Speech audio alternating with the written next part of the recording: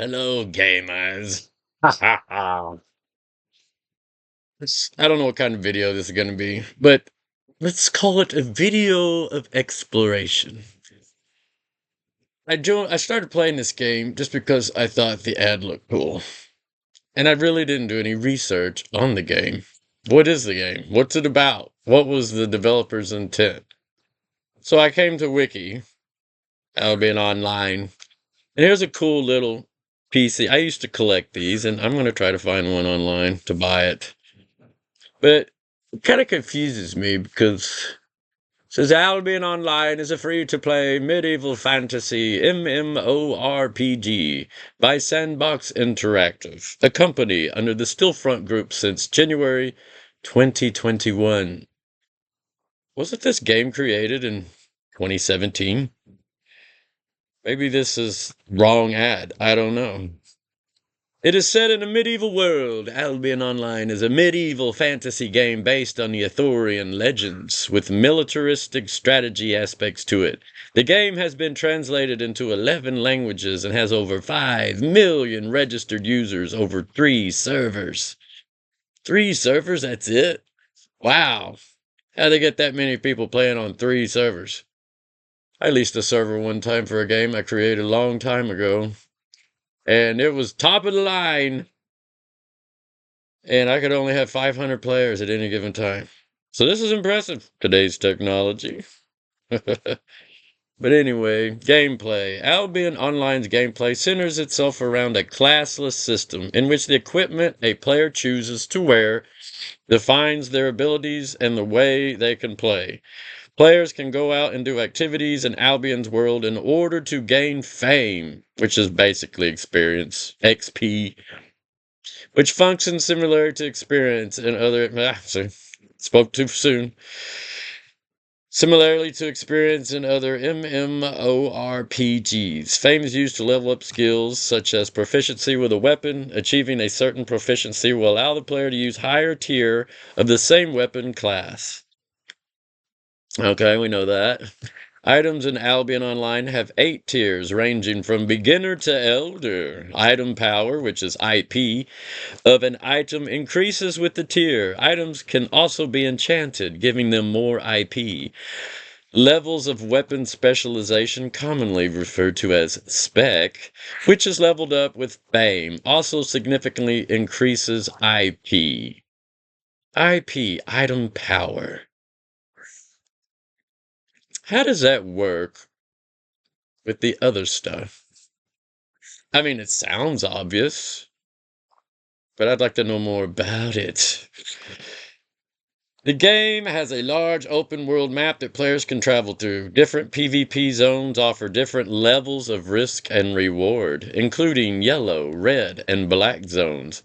Red and black zones feature full loot drop upon death.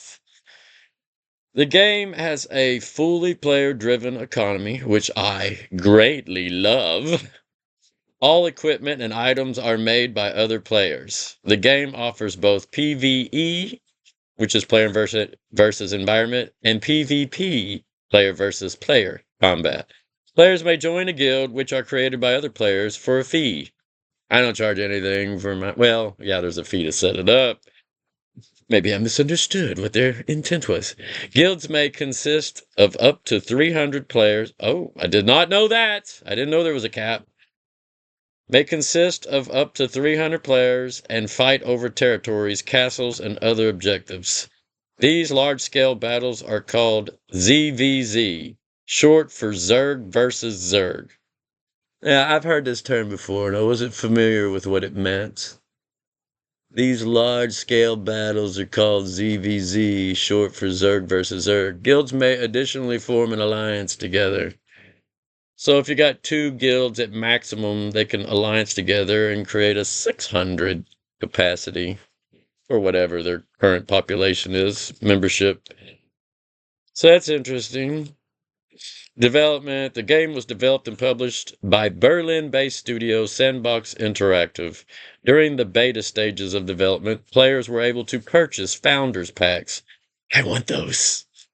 To gain access to the closed beta playtest, which were run intermittently by Sandbox Interactive. typically after an interval of a few months of development. After the release of the game, these Founders Packs were made unavailable for purchase. Oh, I don't get no Founders Pack. Were made unavailable for purchase. Albion Online removed its free-to-play model for various reasons. Huh? Albion Online removed its free-to-play model for various reasons in December 2015.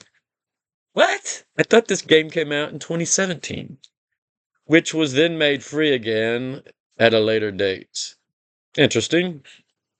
When it was initially released on July 17, 2017. Oh, that's right. They were talking about the beta.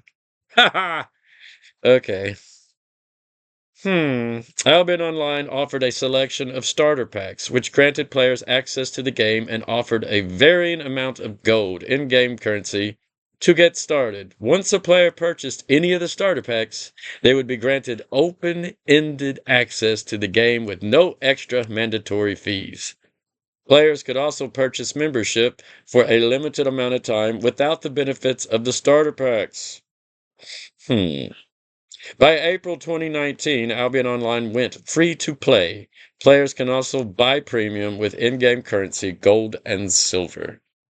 A second server based in Singapore named Albion East, later renamed to Albion Asia, was opened to the public in March 2023. The game released its latest update called Horizons in late October 2024. 2 months later, a new server was announced for the Europe, Middle East, and North Africa regions. That's cool. They went all over the world. And then that's it. Now let's see what else I could find, because I want to know more about the PvP side of this game.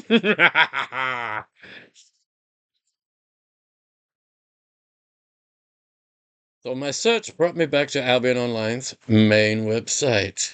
And they've got a video. What is Albion Online? So I hope I don't violate copyright infringements by playing this. But there's the link right there, albiononline.com home, if you want to see it for yourself. But like I said, this video is primarily a research video. Albion Online is a sandbox MMORPG in which you write your own story instead of following a laid-out path. Explore a vast open world.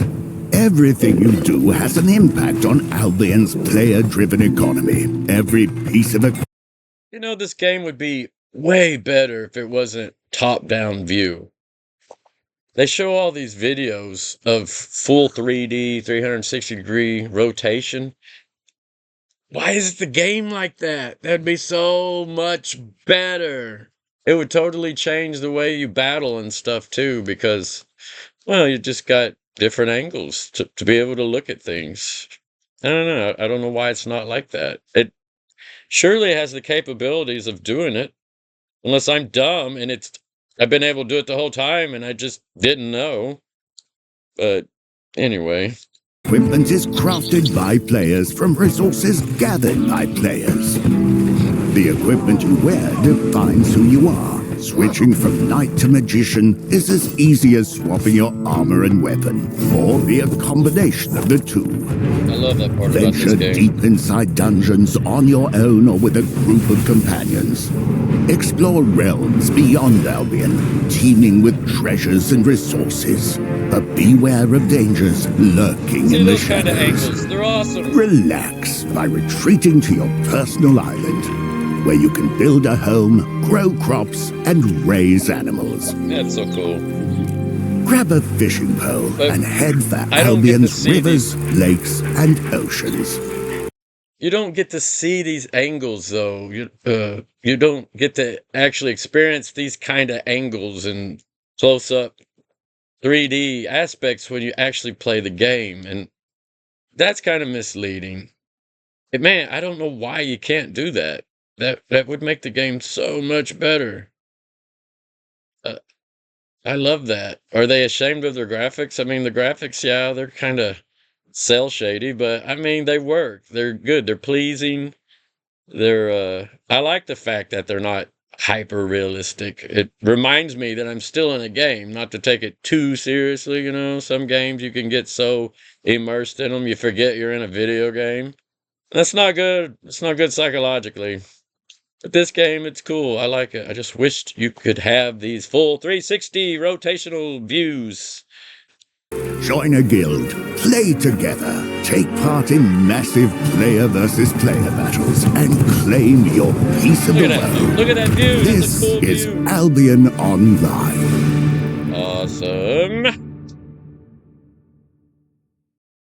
So anyway, when you examine their website, we just played the video.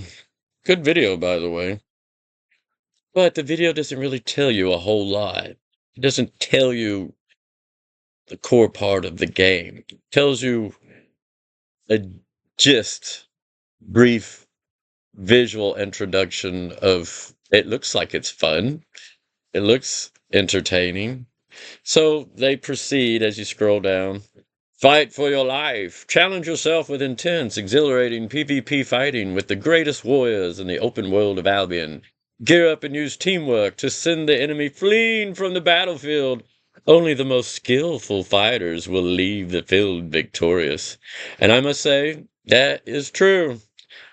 Only the best PvPers that you encounter at that moment that know how to use their gear and weapons and all the stacks and the sequences of, stacking up the attacks. There's a lot to learn in this game. It's simple in visual, but it's extremely, it can get really complicated in certain aspects, which I really like about the game. There's more to this game than what you see visually. People that look at things visually and then dismiss the game, oh, they are greatly missing out on a really cool PvP opportunity. I suck at PvP and I'm still blown away by it. When a player comes in there and just beats my butt, I'm a little envious. I'm like, damn, how did he do that? What secrets does he know? I want to know these secrets. And they're probably not secrets. They're probably self-explained and I'm just too lazy to read it. Or not smart enough to figure it out immediately. That's why you should practice, practice, practice. You see people dueling all the time. Hey, don't be afraid to duel. Even if you lose, it doesn't matter. Because you can't get better if you don't duel and fight in this game. You just can't. You can't walk around not dueling and then expect to go be a good PvPer. Unless you want to be like me and just keep going in there and getting your butt kicked hundreds and hundreds of times. And then eventually something might click in. But if players are willing to teach you techniques that you don't know, and they're obviously good at it, hey, you should take the time to listen to what they got to say because the proof is in the pudding. So anyway, fight for your life. Player-driven economy. I love this part about the game. I like being a crafter and a trader. This game has some interesting trading mechanics. I saw a video where they have like a special day every month where a huge caravan of players will gather up all their resources to go transport them to other cities where they'll sell at a higher base. And then there's like these factions or not factions, but groups of PvPers that will try to destroy this caravan. But the caravan's heavily armed. There's a lot of warrior ready players ready to defend the caravan, and they try to do it unannounced within their little secret circles, and that way the opposing people don't have time to gather the forces and prepare for it, which is smart. You don't want to advertise, hey, we're going to move hundreds of billions of silver worth of crap across Albion's map to all these different cities and to sell our goods. But they do those things. And that's really cool. This game really does have an internal thriving society, communities, groups of people of like-mindedness. There's evil groups, there's good groups.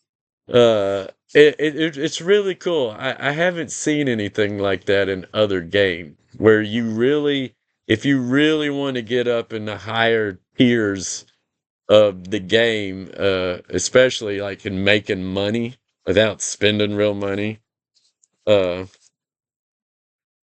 it's really cool. I mean, there's a lot of serious players in this game. I'm talking serious players. And it takes teamwork. Most of the really high-end stuff takes teamwork.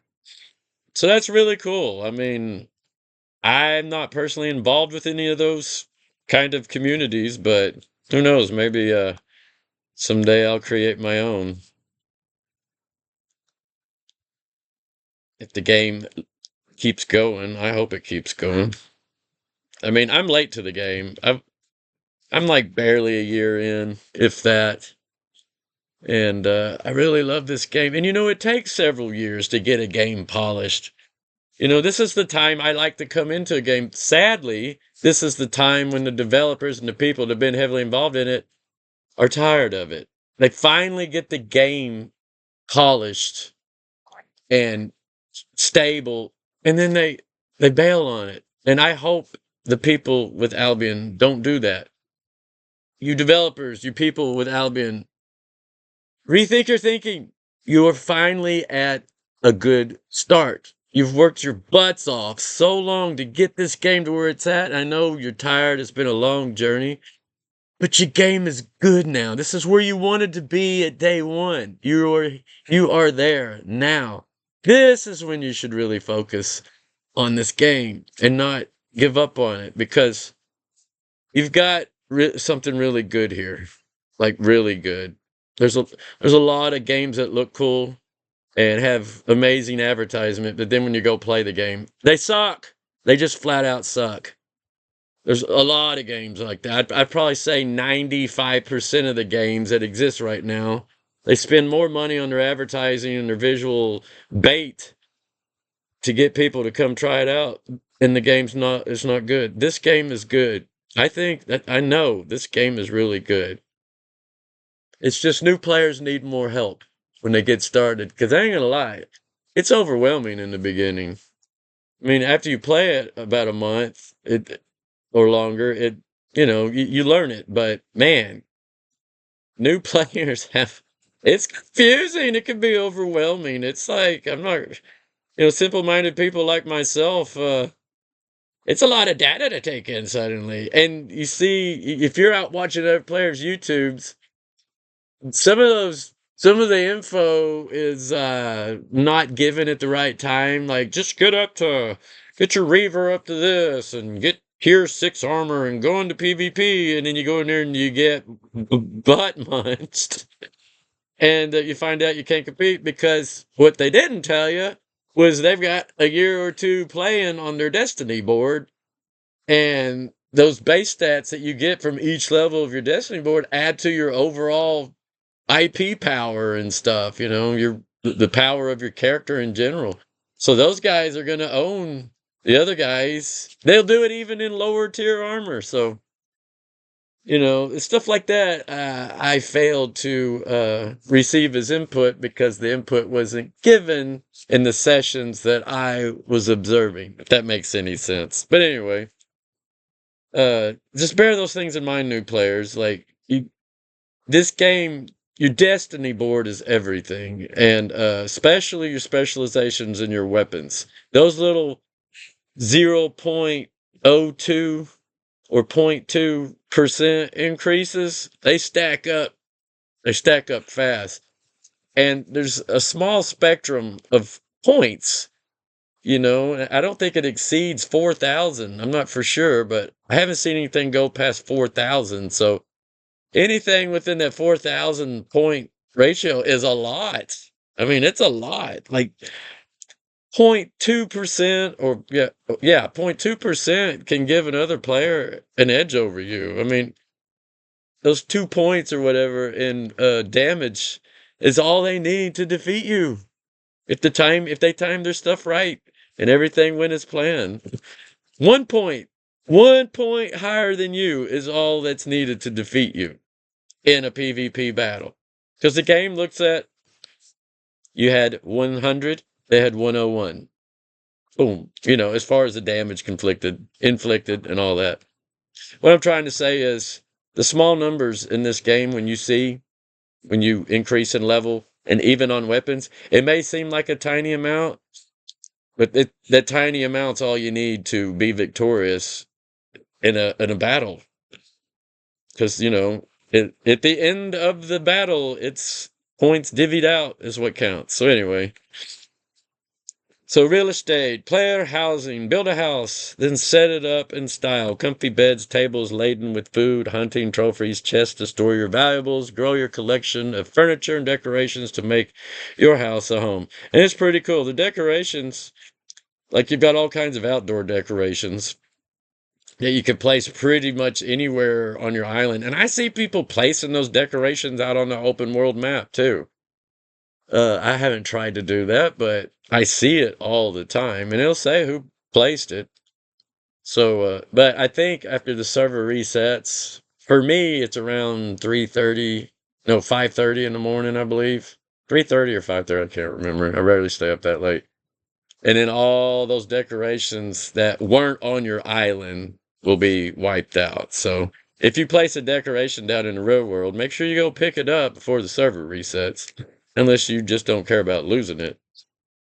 So anyway, that's pretty cool. Some decorations can only be put inside your player houses or the guild hall. So that's pretty cool, and there's way more to it, but most of the decorations benefit your gatherers.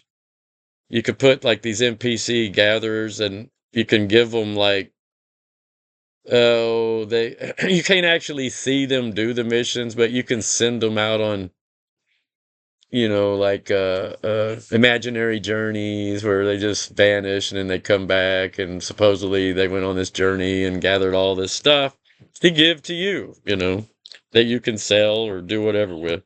So that's pretty cool. A lot of players use that as extra money income.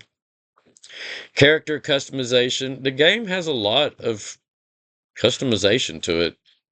Uh, I've n- I I'm still running whatever I picked when I first created my character. I'm not so focused on.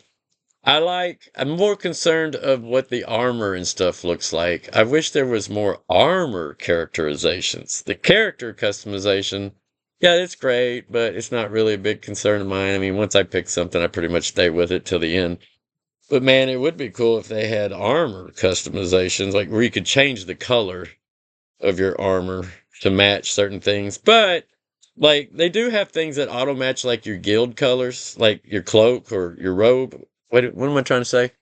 Yeah, the cloak that you wear, like a guild cloak, it will put your guild logo and put the color customizations out on it. And then there's certain vanities that will match the color scheme of your guild colors. And that's pretty cool. So you can customize in that respect. Excuse me. So, Destiny board. To create your perfect character, you need to be shown the many paths your destiny could take you. That's where the Destiny board comes in. And the Destiny board is probably the most important part of this game. All you new players, study your Destiny board. Before you even play the game, you should read that. Get familiar with it. Study it. It looks complicated, but it's really simple once the concept kicks in. You just follow a path that branches out to other paths, mostly like weapon types, armor types, and then you follow those trees and you just keep specking it out till you get into the specific specializations at the end. Forget what you know from other MMOs, and this is so true. There are no classes in Albion Online, which means no restrictions on what you can equip, and that's awesome. You can turn from being a mage to an archer, to dual swords, to axes, to all the many weapons. The only thing is, you need to increase the levels in your destiny board.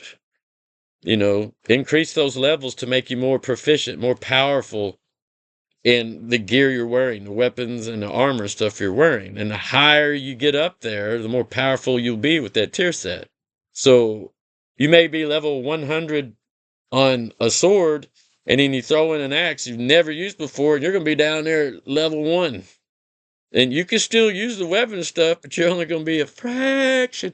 You'll basically be running off the base stats that the weapon provides on its own. And then consider like your levels and stuff like bonus stats to add on top of the weapon and the armor stats, if that makes any sense. It's like a multiplier, if you will. It's from what I've been witnessing, it's the base stats of the gear you're wearing, and then all your stuff in your Destiny board is like an addition, like an add-on. Yeah, I wouldn't call it a multiplier. It's more like an addition, an add-on to it.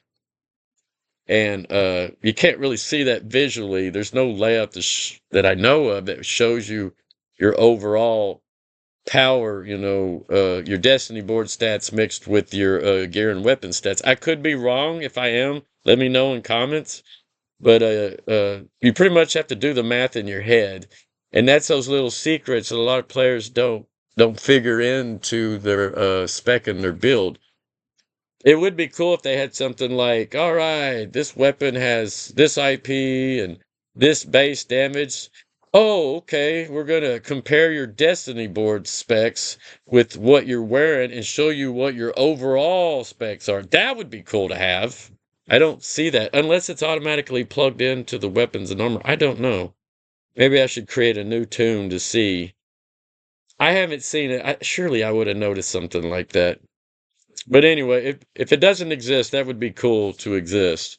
That way you can see the math done instantly. And keep that crap private. Don't let nobody else be able to see that. That's why, when you click on someone and you look, you can see and visually, oh, this person's level 75 proficiency in this gear.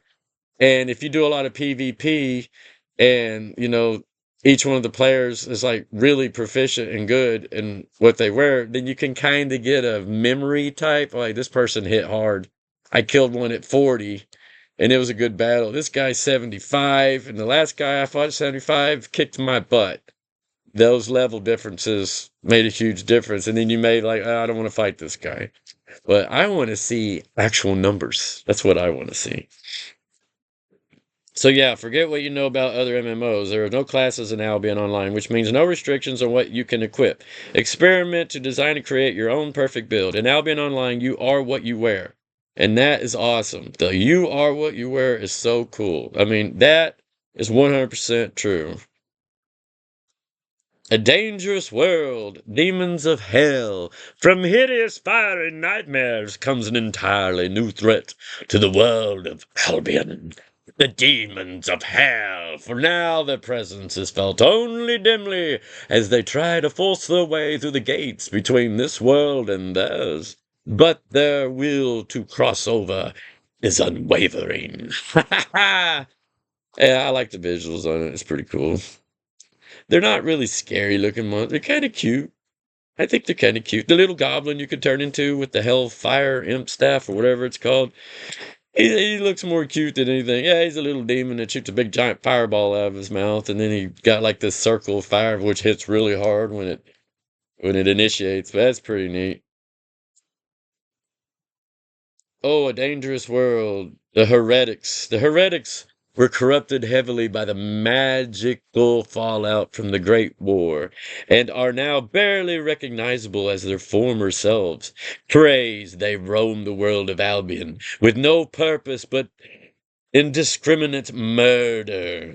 Show them no mercy. Kill them all. Pretty cool. Deep, a dangerous world, keepers of Albion.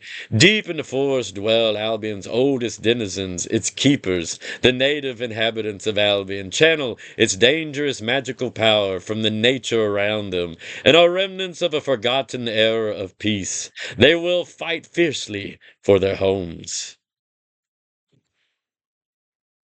A dangerous world. The undead. The fallen of Albion rarely stay dead for long. Skeletal forms of restless spirits roam in the dark, cavernous recesses of crypts and dungeons under the earth, preying on unwitting adventurers. These husks know no mercy and should be shown none. I like how they word the stuff. Disciples of Morgana. And once an immensely powerful sorceress, Morgana diminished after a cataclysmic battle with Merlin at the end of the Great War. However, her devoted disciples walk the earth, still bearing her standard in the name of evil, devastation, and revenge. See, I did not know that. A battle with Merlin at the end of the Great War. See, I've never read any of this stuff, the backlog and the story to this game. I love Arthurian legends. I have several books on Arthurian legends. Well, legend, there's no proof that Merlin actually existed. There were Merlin type people recorded in history, but no one that I know of like the Merlin I like to imagine, the all-powerful wizard, and summoning, using the power of the dragon to do his bidding, and it's pretty cool. I love Arthurian legend, and there's like a love romance, kind of thing entailed with it, like Lancelot and Guinevere, and King Arthur and his wife, and Arthurian legends. Some of the greatest love stories came from the Arthurian legends. So it's kind of cool that this game is somehow intertwined with Arthurian legend. I haven't really seen much real Arthurian legend here, but I haven't read much about it. I only know what tidbits they're giving right here. So these are, I guess, the different enemies in the world that you'll be fighting. The Avalonians. The Avalonians are a proud and ancient faction formed after the dragons went to their long number. Okay, there's the dragons. They learned the power of the land through trial and error, which is pretty much how I'm learning to play this game. Infusing their tools, beasts, and even themselves with magic. They look cool. They look holy. See, like the Holy Grail on their chest? That's the Arthurian aspect of this game, the Holy Grail. Interesting.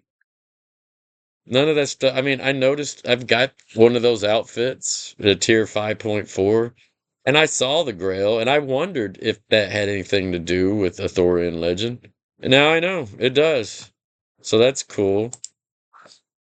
A dangerous world. Royal Expeditionary Forces. Sent from the old world to the coast of Albion to exploit its resources. The Royals now serve as a place of refuge for newcomers in Albion. Not out of charity, of course, but to fill the king's coffers in the old world. Ooh, where's this old world? And then Demons of Hell again. So what did these say? Back to character customization. Destiny board, we read that. No classes, no restrictions, we read that. Real estate. Your own corner of Albion. Okay, this is part 2 of the one I missed. Claim your own corner of the world, then choose from over 20 buildings to develop your patch of land into a functioning city, whether military, industrial, or residential. Plan carefully to use the valuable building land effectively and expand your empire. Yes, because unfortunately, there's not enough plots to put all the structures on your island. You can get most of them on there, but you can't get quite, like, if you get all the crafting buildings and like the little pen where you raise your animals, like I don't have any places to put any farms on my island, which sucks. But my primary focus is crafting, and so I have those on my island. And I thought about creating an alt character and just using her island primarily for growing crops. But I have another island in other cities. The only problem is it costs silver. Say like you grow a bunch of crap over in Fort Sterling, and then you want to bring it to Limhurst. Well, you got to pay a fee when you use the. Now you can traverse across the lands and not pay a fee at all. You just travel, but you got to go through hot zones and risk being ganked, and then you lose everything.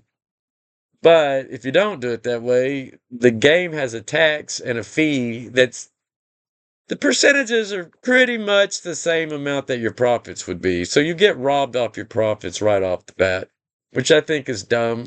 I kind of wish they would remove that from this game, that part, the tax and stuff. But, it incites people to put themselves in danger so the gankers can go out and have a chance of stealing all their loot. The problem I see with that is probably 60, 70% of the people that try that and they get ganked and lose all their stuff, they get so mad they just quit the game. Well, what does that do when they quit the game? I mean, I imagine their servers have a maximum player capacity. I don't know what that is. But if they've only got 3 servers active and they've got millions of players, it's impressive that those 3 servers can handle that many people. Maybe they don't want more than a certain amount. I don't know. I mean, as a developer, you do things that you're kind of ashamed of to take care of a problem. And server overpopulation. I did a mod when mods first became a thing with Neverwinter Nights. A long time ago. Like I said, I could only have 500 players at any given time. People would stay in like a queue for over an hour for a chance to come into my game that I made off of BioWare's Neverwinter Nights. Wizards of the Coast, they let you use their in-game assets to create your own version of the game, which is pretty cool. It was like I said, it was the first time I'd ever seen modding in a game. But anyway, server population was an issue, and I often wondered if they had the same problem. Because servers can only handle so many people, so... Anyway, I don't know how their network is set up. I don't know if they got multiple computers linked to a server, because a server is a server. It can have hundreds of computers linked to it, helping bear the load. So I don't think it's ever been a problem. So just one of my little thoughts. So that's cool. And did I miss anything up here? Oh, yes, I did. Player-driven economy. We read that. Discover, gather, hunt. To erect the greatest cities and smith the most deadly weapons requires resources, and plenty of them. Search far and wide to find the very rarest, most prized materials. Be on your guard. Your enemies will be looking too. And that is so true. A lot of the good stuff's in the full loot PvP areas, and you may be out there an hour mining and finally get a decent amount, and then get raided by a bunch of PvP gankers, and they take all your stuff, and then you've lost your gear, everything you're wearing, you've lost all the resources you've just gathered up, and it's very hard. It's very disheartening, and it can make you want to rage quit. So if you got a group you can go in there and do that with, that's always best, bodyguards. But those high-end resources, they're worth a lot. So if you got a team, you're willing to do a loot split, then and there's a lot of groups in here that do that. That's how you can gain money quicker, and money is power. And what's the next one say? Craft your own armor and weapons. A player forges their own destiny, be it a mighty set of armor, a magic staff, or a set of sturdy tools. All items are crafted by you in our player-driven economy. So take up position at the anvil and get smithing. And that's fine. I love this side of the game. Haul your goods around the world. There are many ways to transport goods across the vast world of Albion. So load up your trusty pack mule and set off on your way. Be warned, though, a full carriage is slow and an easy target for thieves. Be prepared to protect your cargo. That's what I was talking about earlier, getting ganked by a group, you know. Why they have those caravans set up. It's pretty cool. Trying to do it solo, though. Whew. It's probably the most challenging part in this game is trying to do stuff like that solo. People do it all the time. The better mount you have, the more defense you have as far as being able to take attacks from people trying to kill you while you're traversing across each map. Mammoth, obviously, I believe, has the highest amount of health, which can take a whole lot more damage, and they got pretty good defense stats too built into the mount.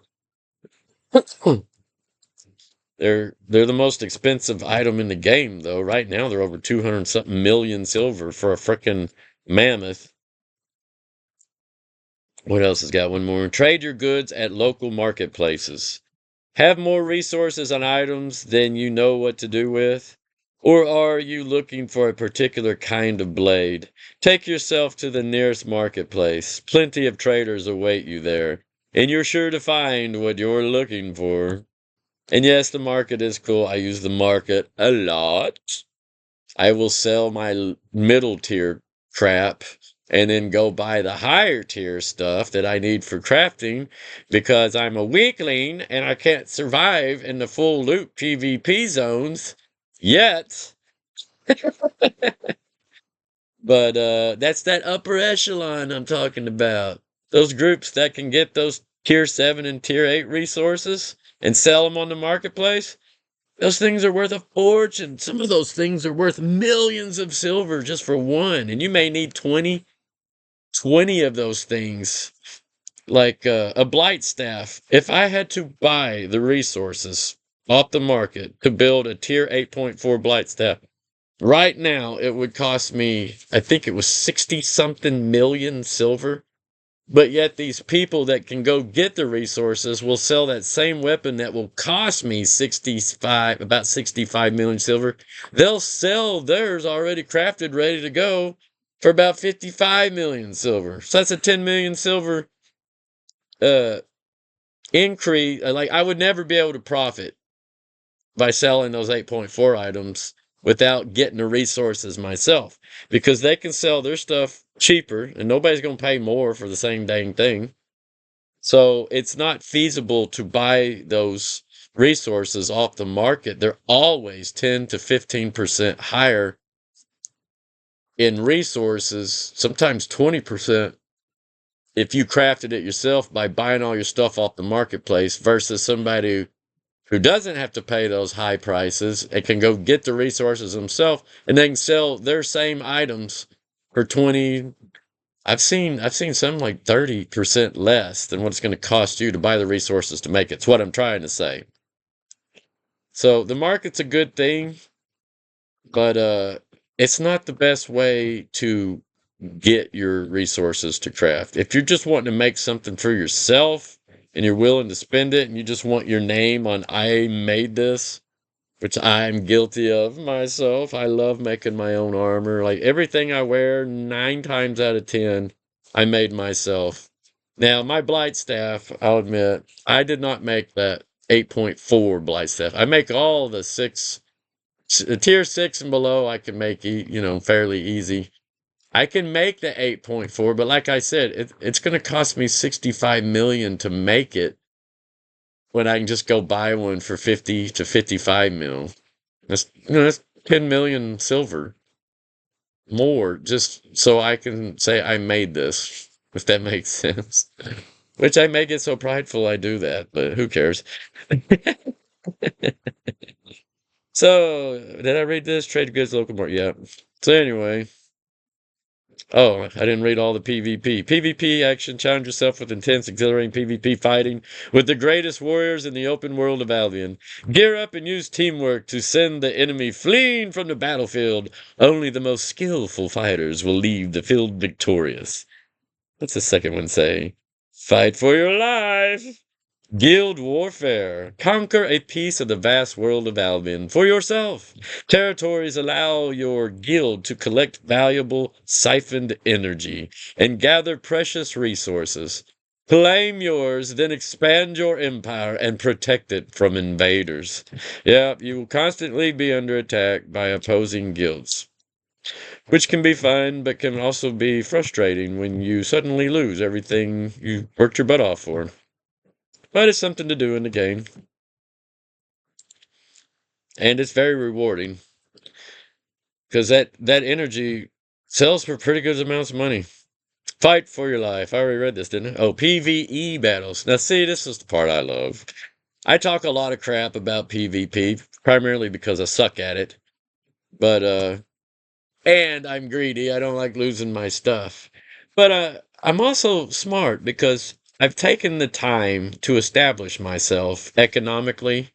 And now I'm almost at the point to where I can afford to go lose like tier 6, tier 5, maybe flat 8s, flat 7s, and not hurt me significantly. You know, like it would a new player. I mean, you come in here new, you got no income, in-game income, you got limited ways of making money unless you're in a good PvP guild and they share the loot and you can go gank other players and then get your money back, which is what most PvP guilds do. They'll go out in groups, gank people, sell their gear or disperse it, and then, share the spoils so they can go re-gear up with the gear they may have just lost in a recent battle and keep their own economies going. Problem is, a lot of people don't like going out there with the high value gear. I don't. Like my tier 8.4, I have no desire to risk losing it. None whatsoever. I love PvE. And I'm not going to lie, if this game was 100% PvP, I would not have stayed in it. I would have left. I just left an extremely toxic full PvP. There was no safe place in this world. It was nonstop PvP, and it really brought the worst out in everybody. It was hard to be friends when you could gank your buddy. There was no safe places. You could buy 30 minutes of safe harbor. That was it, 30 lousy minutes. And within a year, the game got so toxic, it's dead. It lost 90% of its player base. I'm not going to mention the game's name, but yeah, I went from loving it to hating that game. But I love Albion. And I like that Albion has safe places for people to go play solo adventures and whatnot. But the core of this game is PvP. They want you to PvP, and I get that. But man, people do it in such a manner that it just makes a lot of people want to rage quit.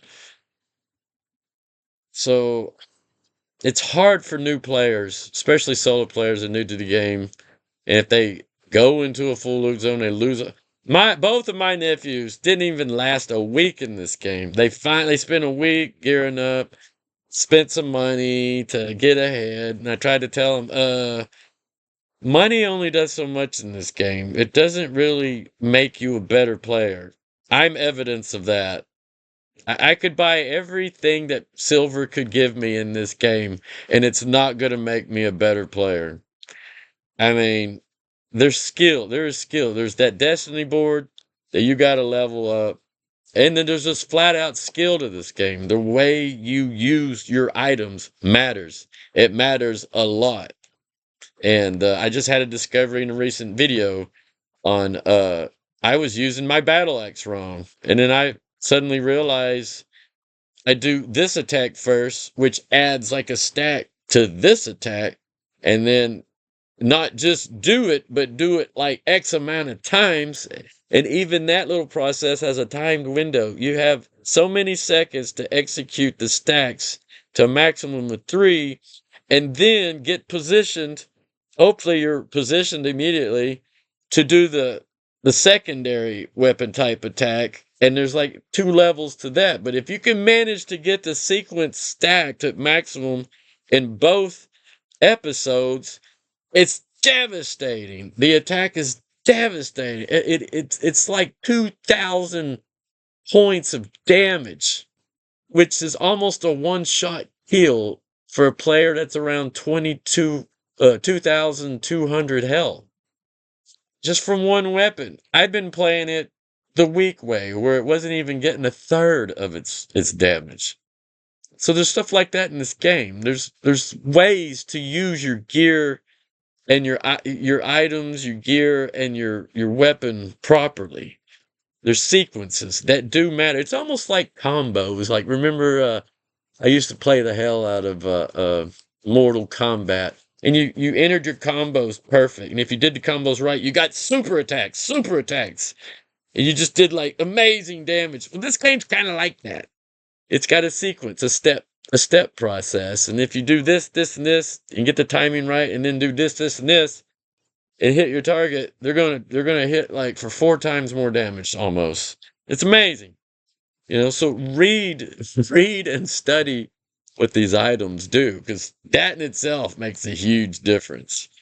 And that's why you got these PvPers out there that can just drop your butt in 2 or 3 hits, and you're like, what the hell? He was wearing the same thing I was wearing. For a year now, I've been pulling my hair out over that. And it never clicked in my tiny brain that this game was set up like that. So anyway, that's why I'm making this video, just to explain the grief that I went through, because a lot of players won't tell you nothing. They don't want you to be powerful like them. They don't want you to know these things. They don't want you to figure it out, because every dum-dum that's running around in full loop PvP is easy bait for them. And they only share that kind of knowledge, I guess, with their buddies. So I don't know. It's kind of silly, but power's everything in this game. So I want to see this game grow. I want to see this game thrive. I want to see this game continue to exist, because I really, really like this game. And I am scared that something bad's going to happen to it. But anyway, I don't know if I read this. Monster hunting isn't just a pastime in Albion. The creatures you fight provide you with the resources you'll need to create weapons and items. Arm yourself wisely. Powerful beasts lurk in the world below, and only true heroes can best them. In the PvE battles, especially the instances, some of them are really good. I love the corrupted dungeons. And I've taken different weapons and armor sets in there. Some of them I cakewalk. Some of them I couldn't even defeat the main demon boss. Like, one was one of the top 2 PvP builds. Sucked! I mean, sucked in a corrupted dungeon against the demon boss. I couldn't kill him. And then I used like my longbow and cloth armor, and went in a tier 6 one, and just I killed everything in there. Wasn't easy, but at least I did it. I tried to do it with dual swords and leather armor, primarily with a set of plate boots. Good PvP setup. Got my butt handed to me. I tried for an hour and 40 minutes to kill this demon and gave up. I just couldn't kill it. Maybe I suck at it, but I've done enough corrupted dungeons where I felt like I knew what I was doing, but I was studying my own play habits, and I'm like, I cannot get near that thing to attack it with my best attacks. I had no ranged attacks at all. Every attack I had on that build was up close and personal. The problem is he drops lava around him, and the lava will melt you in about 5 seconds. Like, you'll be dead in less than 5 seconds. And it sticks when you leave it. You're still taking damage even after you get out of it for like a second or two. And I could not figure out a way around that. And that PvP weapon sucked in that PvE environment. So that's another cool thing about this game. Every weapon, every build has its pluses and its minuses, its pros and its cons. It's strong against this, weak against this. And it takes time for you to learn all that, and it takes experience. And you have to get out there and engage and do the things. And you may die 100 times before you win one battle. And that's frustrating as hell. But when you do win that battle, it's like, yeah! And that's the exhilaration part of it. And that's a good game. A good game will give you something to work your butt off towards. And then when you finally do it, people will go, good job. I've done those. It took me a while to figure that crap out. It took me a while to kill that. Good job, man. That's good job, you know. And then you're like, walk around with your head proud. Yeah, I'm getting better at this game. I'm becoming a badass. And then some lobby comes along and kicks your butt in a duel. And you're like, ah! Because that happened to me just recently. Oh, I love this game. What else does it say? Is that it? Yeah, that's it. So anyway, play free for now. Come play Albion Online. You'll love it. Now, Albion Online just set up on Epic Games. And I've already mentioned my paranoia on this.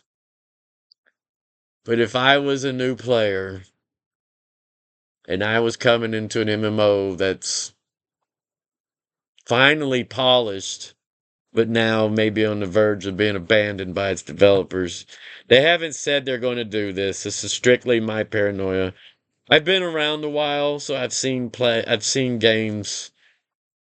I played a game for almost 10 years, day one to the day they shut it down. And that is a devastating psychological thing on a gamer. It will make you never trust another MMO for the rest of your life. But in time, you're like, well, that's the reality of the situation. That's how it is. We were new, MMOs were new, they were a brand new thing. A few companies, very, very smart programmer. I mean, very, very clever people created these cool MMOs back in the beginning. And I played one of them that lasted, I think it actually lasted 8 or 9 years. Felt like 10, but it was around almost a decade. I played that game religiously daily. I've mentioned it in, I think, one of my other videos. But anyway, and I've played several others since then, but if you're a new player, and I hate to say it, but I would go to Epic Games and download that one. Because say they decide to not host this game anymore on their Albion servers, they've got a disclaimer in Epic Games that says that you cannot transfer your Albion Online account from the Albion Online servers to the Epic Games. Epic Games will be around, it's been around a while, and it is a company that will take a game like this that no longer supported. I mean, this game's still supported by the developers, but you know, there's some red flags floating in the air. The CEO's stepping down or has stepped down. He's handed the reins over to you know, some other guys have been there forever. I don't really keep up with everything they're doing. So hopefully what I'm saying is paranoia. But in hindsight, and I would have done this myself had I known it was going this route. If they decide to move on to a new project or something and not deal with this game anymore, abandon it, if you will, you're going to have to play it on Epic Games or Steam. But Epic Games is normally the platform everybody goes to because they can basically hand the rights of, like Fortnite. I read an article where Fortnite is like, man, Epic Games is making all this money on a game they basically handed over to the developers of Fortnite. Basically handed it over to Epic Games to host it and see where it goes, whatever kind of thing. And I believe they get some money off it, but they get like a fraction of what Epic Games made off of it. And who knows? Maybe Epic Games may keep this game going. I mean, maybe they'll set aside a team of developers if they have rights to do so and keep it going, or work some kind of deal with the developers of Albion that decide to stay into the development of the game. I don't know. It's hard to predict the future in this one. But I do know in the past, had I known ahead of time, because I lost my account on the other game I played. It was like, oh, you can keep playing this game, but you're going to have to go create a new account at Epic Games and start over. And they would not transfer my existing account to Epic. And if you go read it on Albion's news, where's it at? Let me pause for a second. Yeah, I found it. Yeah, it's in my last video. But see, Epic Game Store now, blah blah blah blah blah. If you read it down here, right here. Please note that in order to play through Epic, it will be necessary to set up a new account linked to your Epic Games account. For this reason, it will not be possible to play via Epic with an existing Albion Online account. They will not accept your old account from Albion Online into their platform or whatever. So, man, if Albion ever stopped hosting this game, it'll be the end of me. 'Cause I have spent a lot of money and time on this game, and I don't care to start over. I wish there was a way I could transfer all the stuff over, but they won't. And based on my previous experience in the past, the other games I played would not either. Wasn't even an option. So anyway, pause on that. So anyway, that's what Albion Online pretty much is. And there's a lot to this game. There's a lot of maps. I bet I haven't even visited. I bet I've only visited maybe 8%, maybe 10% of the maps across all the world of Albion. And I don't know, I got somewhere around a year playtime in it. I'm guessing. Uh the playtime says I've only been playing it for like a month and a half. I'm like, no way. I've no way. I just resubscribed. I just bought a year subscription to this game. And I started playing this game last year. I know it's been more than a month and a half. Maybe I'm thinking maybe that's like total playtime. Like, oh, you've been in the game a month and a half actual playtime. That would make more sense to me. But I know dang well I've played this game way more than a month and a half. I think I've got YouTube videos on this older than that. And I just recently started doing these little videos, primarily for my guild members that had questions and myself. I like to play this game and then rewatch what I do while I'm at work, but don't tell my boss that. But anyway, I don't know. I learned about myself watching myself play this game, if that makes any sense. Because I notice a lot of mistakes I do and how blind I am passing things up like treasure. Like, how did you not see that? I mean, I see it now, but you're focused when you play, so your sights are limited. But when you're standing back as an observer, you see everything. And that's kind of cool. That's the main reason why I do these videos. But if they helps, if somebody else learns anything from my mistakes, well, then more power to you. So yeah, I'm getting this video now, and I hope I didn't violate anything like copyright. I don't get no money off this YouTube channel, even though I found out this was, for some reason, I set this up as a branded channel. It wasn't for YouTube. Uh, I have a home business where I bought a laser cutting machine, and I like to do laser engraving stuff, and I like dealing with Plex and making signs and all kinds of visual engravings. I've been doing that for a long time, since the early 90s, when laser machines were extremely expensive. Now they're around, you can get a commercial grade one for about 15,000, which is I think what I paid for mine. And that's why I set this channel up as a branded channel, even though I do not. I had a store, but man, shipping got so stupid, and doing custom orders and dealing with people and like, oh, I don't like this. I'm like, that's what you said you want, that kind of bullshit. So I just kind of ended it. I killed the store. So this channel is basically the remnants of a past idea that failed. And Demobus is my gamer name, has been all my life. So uh I've always been a nobody. I still am a nobody. I like being a nobody for that matter, because I've always been weary of making YouTube channels because the world is so sensitive and people get offended so easily. And what's the word? I care for people, but my words are sometimes offensive, but I can't help it. It's like I suffer from a disorder. I say what I feel. I say what I see. I have no reserve.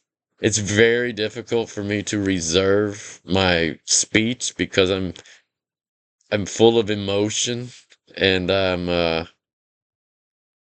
don't know how to describe it, but out of fear of offending people, I stayed away from stuff like this. But now I'm like, you know what? I'm just going to be me and I'm going to play this game. If people like me, they like me. If they don't, they don't. I'm not going to kiss nobody's butt. If you don't like me, then don't watch. I don't tell anybody to subscribe. If you want to subscribe to my channel, cool. You know, that's cool. If you don't, I am totally fine with that. But, you know, warning! I am known to offend people. And, so just fair game. I try not to cuss, but sometimes I cuss. I don't really like cussing. I think it's, I don't know, just not a good thing overall. But, I do cuss. I have my moments just like anybody else. I'm me. I don't try to be something I'm not. I'm just a middle-aged old man, lives out in the middle of the woods, and I like these kind of RPG MMOs. They're fun. And I hope this one lasts another 8 years or whatever, or longer. So anyway, I am ending this video. Thank you for watching, and I hope I didn't violate any copyright on this. I just wanted to learn, and a lot of people don't take time to read this stuff. It is cool that you could play this game on your phone and on a PC. I primarily play it on a PC, obviously.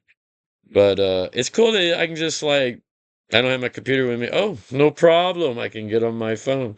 Now I will tell you that the PvP side of this game, if you're playing PvP on a mobile, you are at a disadvantage because on a computer, you got quick access to your Q, W, and whatever, all your attack keys and whatnot, where on the little mobile, you got to click. Now, you can Bluetooth link keyboards to your mobile devices, y'all. You know that, right?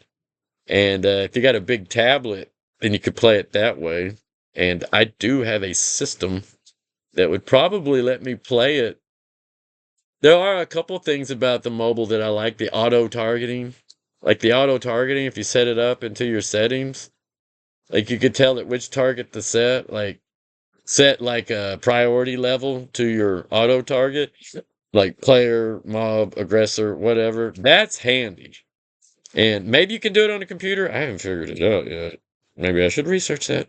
But anyway, I'm going to shut up now and long live Albion. And I hope my paranoia doesn't come true. Please don't let my paranoia come true. Anyway, y'all have fun. Bye.